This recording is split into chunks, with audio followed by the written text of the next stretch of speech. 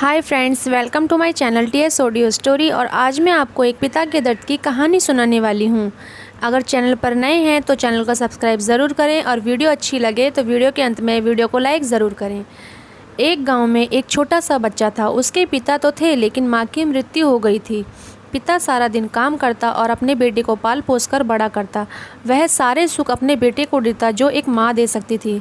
उस पिता ने कभी कुछ नहीं मांगा, सिर्फ इतना ही मांगा कि मेरे बेटे को कोई परेशानी ना हो। दिन बीतते गए, बेटा पढ़ लिख कर अच्छा जॉब भी करने लगा और वह शहर में रहने लगा। कुछ दिन बाद वह अपने पिता से मिलने आता है और कहता है, पापा मुझे कुछ पैसों की ज़रूरत है।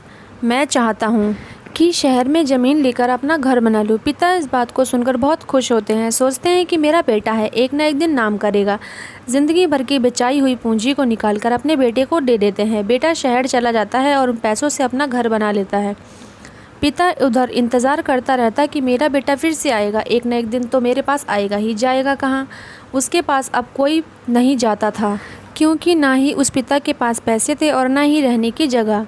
कुछ दिन बाद बेटा फिर लौट कर आता है और अपने पिता से कहता है, पापा अब आप दादाजी बनने वाले हैं। पिता को बहुत खुशी होती है। इस बात को सुनकर वह कहते हैं, तू मुझे मेरी बहू और पोते से कब मिलाएगा? बेटा कहता है, बस पापा थोड़े दिन और।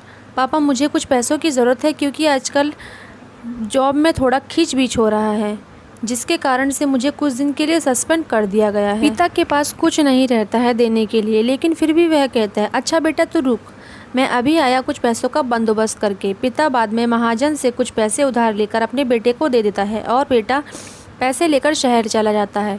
बरसों गुजर जाते हैं। पिता सोचते हैं कि मैं तो अब दादाजी बन गया हूँगा, मेरा बेटा पता नहीं मेरे नाती को लेकर कब आएगा। फिर सोचने लगते हैं, समय नहीं मिलता होगा इसलिए मेरा बेटा अभी तक आया ही नहीं, वरना आया ज़रूर होता।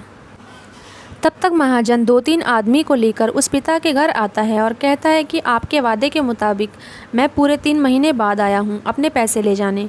पिता कहते हैं, मेरे पास पैसे नहीं हैं देने के लिए। महाजन कहता है, जब पैसे देने नहीं थे तो आपने मुझसे उधार क्यों लिया? तभी पिता कहते हैं, ठीक है रुको, मैं तुम्हारे लिए पैसों का बंदोबस्त करके आता हूँ। और वहाँ के नज़दीकी अस्पताल में चले जाते हैं।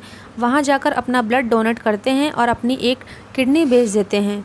उस महाजन का कर्ज चुकता कर देते हैं। किडनी बेचने के बाद उनकी स्थिति और भी ज़्यादा ख़राब हो जाती है। वह उस राह में जी रहे होते हैं कि मेरा बेटा एक दिन आएगा ज़रूर। इस आस में जीते जीते एक दिन पिता की मृत्यु हो जाती है, परंतु उस बेटे को अपने पिता को आग देना भी नसीब नहीं हुआ। दोस्तों, एक पिता की दर्द भरी कहानी, हिंदी कहानी सुनने के लिए धन्यवाद। आपको ये कहानी कैसी लगी नीचे कमेंट करके ज़रूर बताइएगा। अगर आपको ये कहानी पसंद आई हो तो आप अपने दोस्तों के साथ शेयर ज़रूर करें और ऐसी ही प्यारी प्यारी कहानियाँ सुनने के लिए हमारे यूट्यूब चैनल से जुड़े रहें। Thanks for watching.